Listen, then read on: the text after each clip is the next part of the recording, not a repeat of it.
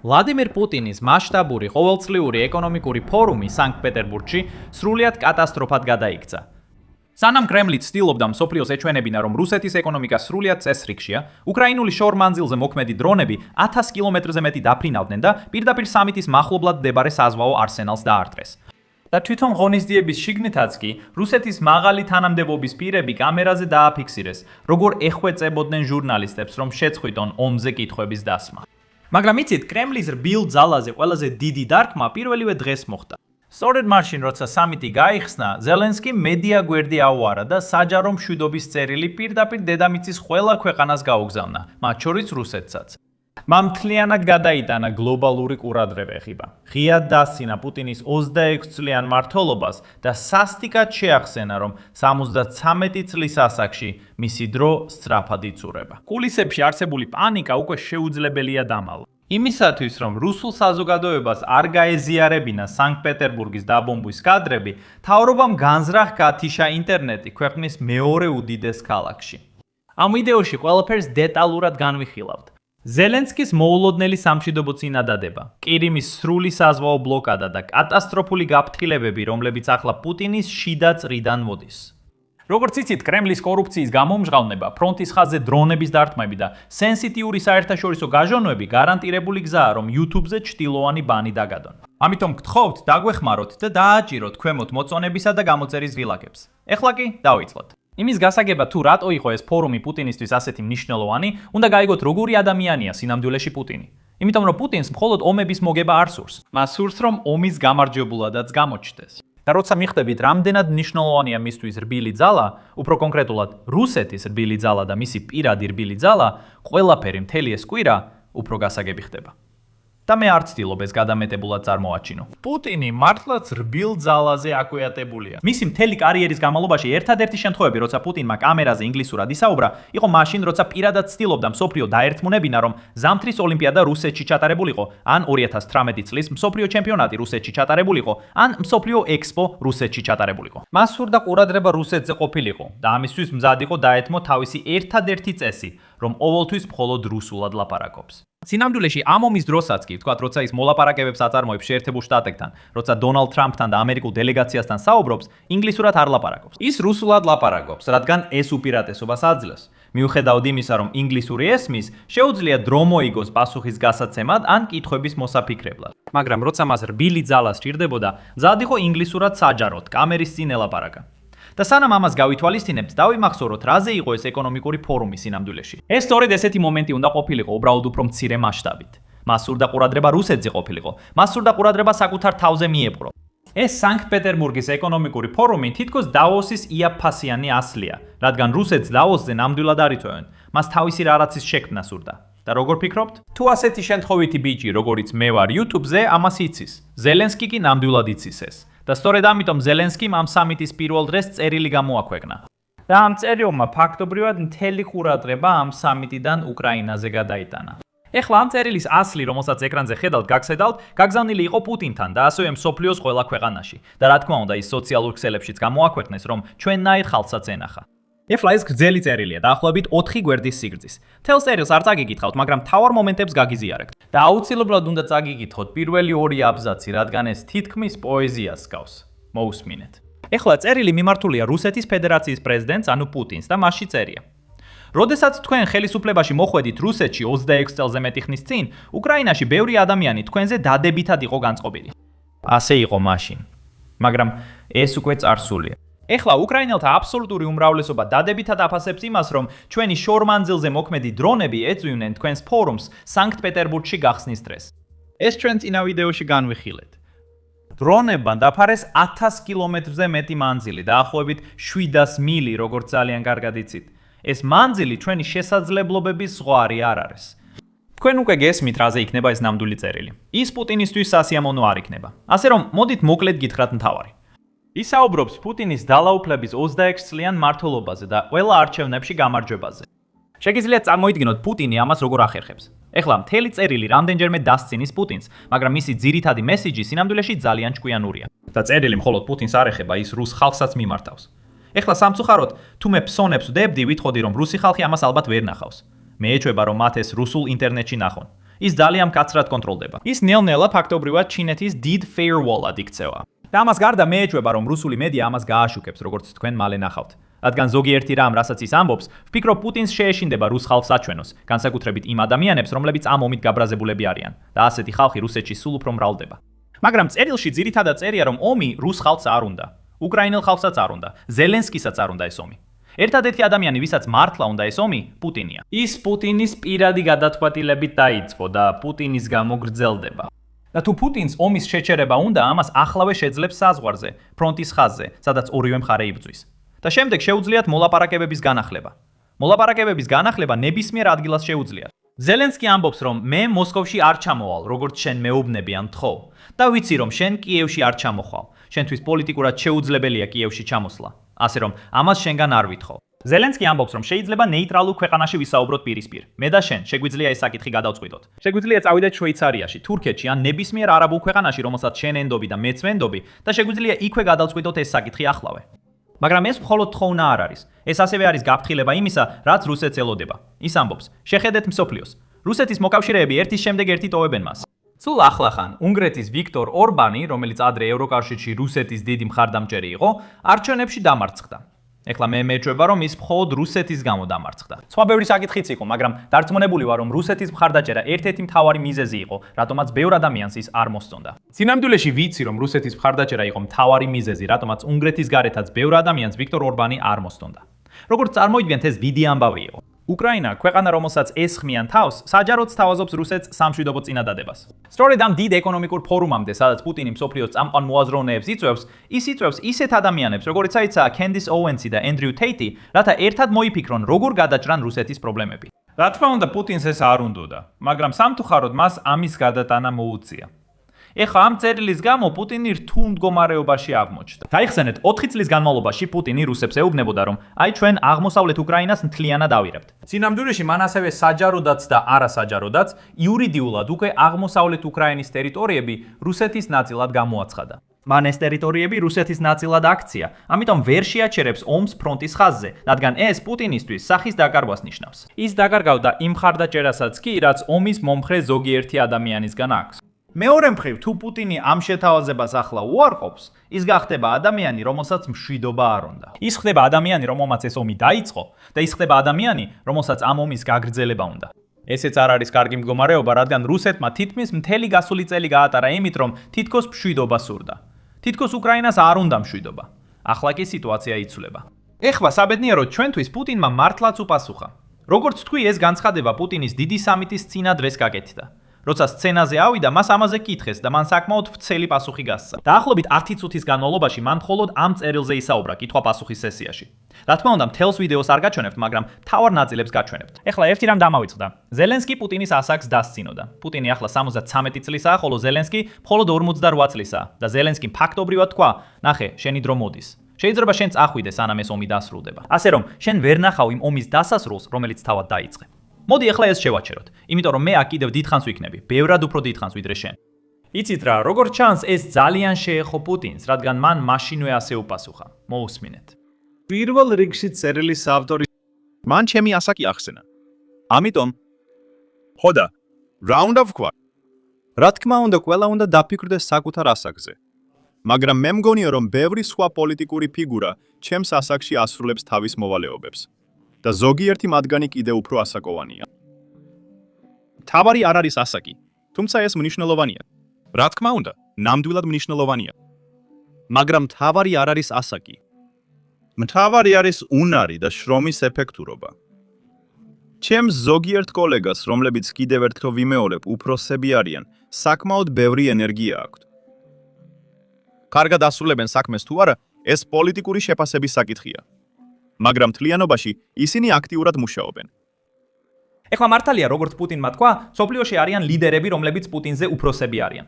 სინამდვილეში ტრამპი, შეერთებული შტატების პრეზიდენტი, პუტინზე უფროსია. და ეს აშკარად აწუხებს პუტინს. თუ არ ჯერათ, მოდით ნახოთ, როგორ ხარჯავს პუტინი თავის ფულს. ან უფრო კონკრეტულად, მოდით ნახოთ, როგორ ხარჯავს პუტინი რუსი ხალხის ფულს. რადგან სულ ცოტა ხნის წინ, დაახლოებით 1 კვირის წინ გაჟონა დოკუმენტებმა, რომლებმაც გვაჩვენა, რომ პუტინი ხარჯავს 26 მილიარდ დოლარს რუსი გადასახადის გადამხდელების ფულიდან პირად სიცოცხლის გახანგრძლივების კვლევაზე. ცდილობს გაარკვიოს, როგორ შეუძლია უფრო დიდხანს იცოცხლოს. არ დაგვავითხრეს, შარშან როცა პუტინი პეკინში ჩავიდა, ის ფარულად ეუბნებოდა სი ჯინპინს, რომ შეგიძლია 3D პრინტერით ორგანოების დაბეჭდვა და ამ ორგანოების გამოყენება იმისთვის, რომ უფრო დიდხანს იცოცხლოს. ის ძალიან ბევრ დროს ხარჯავს იმის გარკვევაში, როგორ შეუძლია გაახანგრძლივოს სიცოცხლე. და გამოიცამით რა. ჩვენ ახლახან გავაკეთეთ ამაზე მოკლე ვიდეო, ასე რომ შეხედეთ. პუტინი იმდენად ეშინია სიკვდილის, რომ 26 მილიარდ დოლარს ხარჯავს მინიღორებზე, 3D პრინტერზე დაბეჭდილ ორგანოებზე, კრიოთერაპიის კამერებსა და გენეტიკურ მოდიფიკაციებზე. ამავე დროს მან მილიონზე მეტი რუსული დანაკარგი გამოიწვია ომში, რომელიც თავად დაიწყო უკრაინაში. აი ეს არის თვალთმაგწობა. ეხლა ეს პროგრამა, რომელშიც ის მილიარდებს ხარჯავს, ჯანმრთელობის შენარჩუნების ახალი ტექნოლოგიები ეწოდება. ის ფარულად წარადინეს 2024 წელს და Wall Street Journal-მა ახლახან გამოიძია, რა ხდება ზუსტად და გაარკვია, სად მიდის ეს მთელი ფული. ეს ძირითადად 4 რამეზე მოდის. პირველი ბიობეჭდვა. რუსეთის სახელმწიფო მეცნიერები 3D ბეჭდავენ ცოცხალ ქსოვილებს და ამტკიცებენ, რომ უკვე შექმნეს ადამიანის ხრტილი და თაგვის ფარისებრი ჯირკვალი, ხოლო მიზნად აქვთ 2030 წლისთვის სრული ადამიანის ორგანოს ჩანაცვლება. მეორე რამ არის ეს. ნებამომეცით ვცადო სწორად გამოთქვა. ზენოტრანსპლანტაცია. კარგი, არც ის რთული იყო, მაგრამ ზენოტრანსპლანტაცია ძირითადად ნიშნავს ადამიანის თავსებადი ორგანოების გაზრდას გენეტიკურად მოდიფიცირებულ პატარა ღორებში. ამ შემთხვევაში იგივე ვადაა ან მიზანი. 2030 წელი. მესამე რამ არის ულტრა დაბალი ტემპერატურის კრიოთერაპია, რაც ძირითადად ქსოვილების გაყინვას ნიშნავს, დაბერების შენელების მიზნით. და ბოლო არის გენთერაპია, რომელიც პირდაპირ უჯრედულ დაბერებას ებრძვის.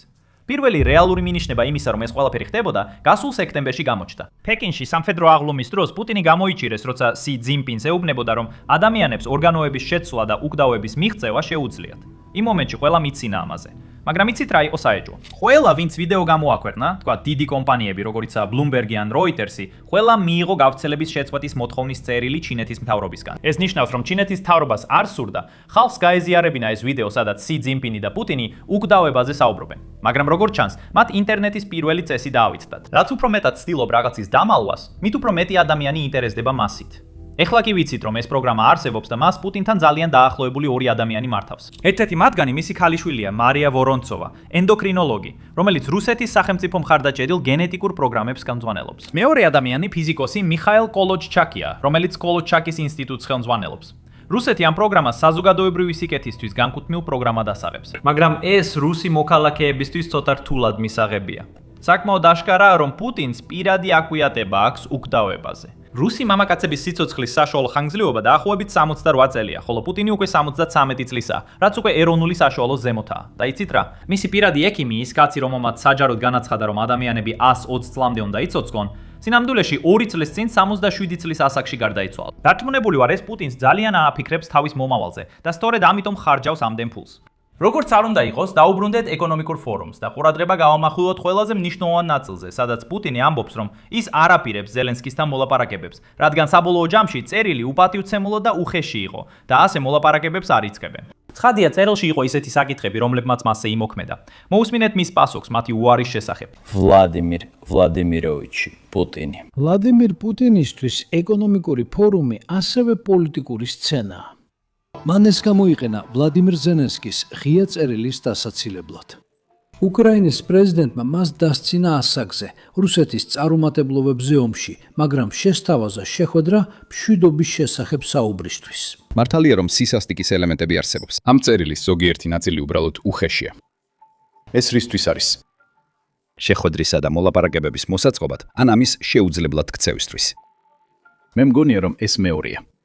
ამიტომ ასე რომ მე პასუხი არ უნდა გავცე წერილის ავტორს, არამედ ჩვენს ჯარისკაცებს ფრონტის ხაზზე. მე მათ ვეუბნები, ქვეყანა ამაყობს თქვენით და თქვენზე ამყარებს იმედს. განაგზეთ ასე ძმებო. მაშ ამას უარად მივიღე. მაგრამ ეხლა ჯერ აზრს ვერ ვხედავ. იქ კომპრომისის ნიშანიც კი არ ჩანს. მიუხედავად იმისა, რომ მიმდინარე კონფლიქტი რუსეთის ეკონომიკას აზიანებს, აქ ფორუმზე კრემლმა განაცხადა, რომ დასავლური ბიზნესების დაბრუნებისთვის მზადაა. ისინი არ ჩქარობენ დაბრუნებას. ეხლა არ დაგვავიწყდეს, რომ ეს იყო ეკონომიკური ფორუმი, რაც ნიშნავს, რომ ჟურნალისტები იქ ეკონომიკურ კითხვებს ვანდნენ. თქვენი ფიქრებდით, რომ ეს კითხვები რუსეთს შეეხება, რადგან ბოლოს და ბოლოს ეს სანქტ-პეტერბურგში ტარდებოდა. ეს იყო დავოსის რუსული ვერსია, ასე რომ ხალხი რუსეთზე გაამახვილებდა ყურადღებას. ეხლა პუტინს ძალიან აშკარა კითხვა დაუსვეს. რატომ უჭირს რუსეთის ეკონომიკას? სამწუხაროდ პასუხი ასეთი აშკარა არ იყო და დარწმუნებული ვარ, ვერ გამოიცნობთ, როგორ უპასუხა. ის ამბობდა: "ჰეი, ნუ იდარდებ რუსეთის ეკონომიკაზე." ევროკავშირის ეკონომიკას უჭირს მათზე გაამახვილეთ ყურადღება. მოусმინეთ. რა თქმა უნდა, ყველა მხრიდან კრიტიკას ვისმენთ, რომ ჩვენს ეკონომიკაში ყველაფერი დაღმასვლას განიცდის. დიახ, მაგრამ ჩვენ უბრალოდ იმ დონემდე დავეცით, რომელსაც ევროზონის ქვეყნები უკვე წლები არიან. და ჩვენ ზრდას ვგრძნობთ. მთავარია, რომ ჩვენ შევინარჩუნეთ ჩვენი მაკროეკონომიკური პოლიტიკის საფუძვლები. დარწმუნებული ვარ, რომ შემდგომი წინსვლა და აღმავლობა უზრუნველყოფილი იქნება. აუცილებელია, რომ ეს ტენდენციები მყარად დამკვიდრდეს და ჩვენი ქვეყნის პოზიცია მსოფლიოში და ჩვენი სუვერენიტეტი კიდევ უფრო გაძლიერდეს. ეს იყო მისი სიტყვასიტყვითი პასუხი. რუსეთის ეკონომიკურ ფორუმზე, რუსეთის ეკონომიკაზე დასმულ კითხვაზე, რუსეთის ლიდერმა თქვა, რომ აი ნუ იდარდებთ ამაზე. ყურადღება იმაზე გაამახვილეთ, რაც იქ ხდება. ყურადღება გაამახვილეთ მნიშვნელოვან საკითხებზე. მოდით არ ვისაუბროთ რუსეთის პრობლემებზე. ეხლა გინდათ, ყველაზე ცუდი ნაწილი გაიგოთ ამ ყველაფერში? პუტინს მაინც ჰქონდა პასუხი. ეხლა პუტინის სცენაზე იყო, ასე რომ ვარაუდობ, იცოდა, რომ ასეთ კითხვას დაუსვამდნენ და რაღაც მომზადებული ჰქონდა. სამწუხაროდ რუსეთის ეკონომიკის ხელმძღვანელი, ის კაცი, ვინც სუვერენული კეთილდღეობის ფონდს მართავს, კირილ დიმიტრიევი მგონი, მზად არ იყო რთულ კითხვებზე პასუხის გასაცემად. მაგრამ როცა ის ფორუმზე შევიდა, მას დასავლელი ჟურნალისტი შეხვდა, რომელიც რუსეთში იყო და დაუსვა რამდენიმე კითხვა, რომელთა დასმაც კირილ დიმიტრიევს ძალიან ეშინოდა. და სამწუხაროდ მან ეს თავად აღიარა კამერაზე. მოусმინეთ. პირველ კითხვას ის მარტივად პასუხობს, მაგრამ როგორც კი ჟურნალისტი ეკითხება, "ჰეი, რა ხდება ამ სპეციალურ სამხედრო ოპერაციასთან დაკავშირებით? როგორ აისახება ეს ეკონომიკაზე?" ჩვენი ბიჭი კირილი კამერის წიმერის წინ იბნევა. შეხედეთ. ფორუმზე დაბრუნებისას ჩვენ შევხვდით კრემლის საინვესტიციო წარმომადგენელს კირილ დიმიტრიევს და ბოლოს მივიღეთ აღიარება, რომ ეკონომიკა მართლაც აძლება გამოწვევებს. პირველ რიგში, როგორ შეაფასებდით რუსეთის ეკონომიკის მდგომარეობას ამჟამად? კი, ვფიქრობ, რომ რუსეთის ეკონომიკა ბევრ სხვა ქვეყანაზე უკეთესად მუშაობს, რადგან დიდ ბრიტანეთსა და ევროპაში ენერგეტიკული კრიზისია, რაც გამოწვეულია ჩვენი საკუთარი გადაწყვეტილებებით, რომ რუსულ ენერგიაზე უარი ვთქვათ. ამიტომ ვიტყოდი, რომ რუსეთის ეკონომიკა ნამდვილად უკეთეს მდგომარეობაშია, ვიდრე დიდი ბრიტანეთისა და ევროპის ეკონომიკა. მაგრამ, რა თქმა უნდა, არსებობს გამოწვევები და რუსეთის ეკონომიკაც იმუშავებს ამ გამოწვევებზე. სპეციალური სამხედრო ოპერაცია, რომელიც ახლა უკვე მეხუთე წელს გრძელდება. ეს ეკონომიკისთვის გამოწვევაა. მოდი ამ თემას ნუ შევეხებით, რა თქმა უნდა, შეგიძლიათ. ეს შანსი არ არის. მომეცი, მე გავაკეთებ. კარგი, იყოს ასე. ამ დროისთვის ფორუმის ყველა ოფიციალური პირი აშკარად ცდილობდა დღე დაესრულებინა და საჯარო სივრციდან გასულიყო. სწორედ ამ დროს უკრაინამ თავისი შემდეგი სიურპრიზი შემოიტანა. გინდათ გამოიცნოთ რა იყო ეს? უკრაინული დრონები. და გამოიცანით როგორ გავიგეთ ეს? ეს თავად პრეზიდენტმა ზელენსკიმ საჯაროდ განაცხადა. შეხედეთ. დროა ეს ომი დასრულდეს. მაგრამ რუსეთის მმართველს ბრძოლა კიდევ სურს. აი რატომ მუშაობს უკრაინული სანქციები, იგივე უკრაინული დრონები ამ აგრესიის წინააღმდეგ. გუშინ ღამით ჩვენსმა დრონებმა დაახლოებით 1000 კილომეტრი, ანუ დაახლოებით 700 მილი დაფარეს სანქტ-პეტერბურგის რეგიონამდე, მტრის საზღვაო არსენალებამდე და კრასნოდარის ბაზამდე. ეხლა ეს კრასნოდარის თემა დარწმუნებული ვარ არასწორად ვამბობ, მაგრამ ეს არის კუნძული პირდაპირ სანქტ-პეტერბურგის სანაპიროსთან. ძალიან მნიშვნელოვანი კუნძულია სამხედრო თვალსაზრისით და სამწუხაროდ უკრაინული დრონების თავდასხმის გამო ის რუსული ძალებისთვის ჩვენი შორ მანძილზე მოქმედი სანქციები ასევე დაახლოებით 500 კილომეტრამდე შევიდა კრასნოდარის რეგიონში და ნავთობის საცავს დაარტყა. ეს არის მნიშვნელოვანი შედეგები უკრაინის შეიარაღებული ძალების, უკრაინის უსაფრთხოების სამსახურისა და უკრაინის თავდაცვის დაზვერვის მებრძოლების ერთობლივი ძალისხმევის. რუსეთმა უნდა დაასრულოს თავისი ომი და შეწყვეტოს სიცოცხლეზე თავდასხმები. უკრაინის წინააღმდეგ ნებისმიერი უსამართლობის გამოვლინება მიიღებს სამართლიან პასუხს.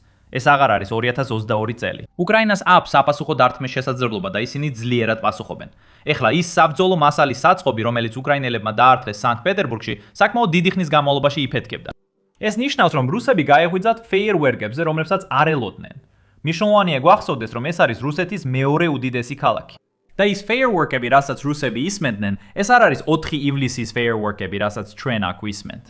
მოусმინეთ ამ ჩანაწეს, რომელიც რუსმა ქალმა გაასაჯაროა. უბრალოდ მოусმინეთ ფონურ ხმაურს.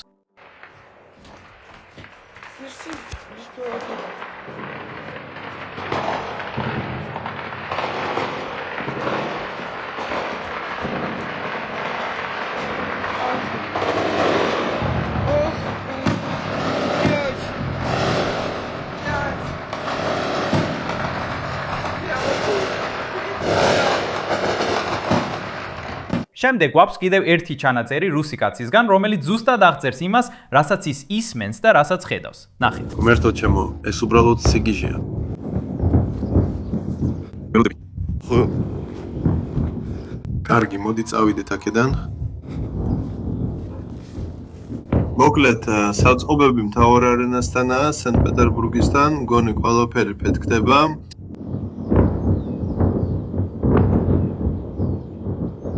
უწყვეტად, აი მინა სულ ეცემა მოკლედ ყველაფერი მოძრაობაშია. ისეთი ამბებია.